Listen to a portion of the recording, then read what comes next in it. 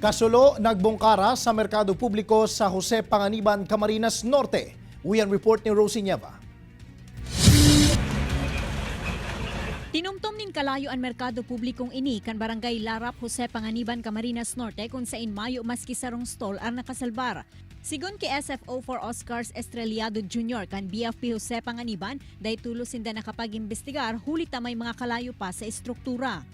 Ang ating pong alarma ay umabot sa second alarm. Pero ngayon po, as of this day, ngayong oras ay nasa clearing operation na po tayo. Huli ka ini, day pa masusog kan mga otoridad ang pigikanan kan kalayo asin kumpira ang kabilugang danyos na pigwalat kan insidente. Sigon ki Kapitan Mila Humawas, nasa 15 pwesto subuot ang apektado ka na sambitan ng kasulo. Sa ngunyan pinag-iisipan kan mga otoridad na magpatindog na muna nin talipapa para sa mga kupanteng nawaran ng mga paninda asin pwesto. Kinatok nila wala namang tao. Tapos tapos silang magkatok, bigla na lang umusok daw pataas doon sa isang tindahan. Mientras tanto, labiman ang panghihinayang kansarong paratinda ni mga prutas makalihis mawaraan sa iyang hanap buhay kung sa inharos 300,000 de pesos subuot ang kantidad kan danyos na pigwalat kaini sa iyang mga paninda.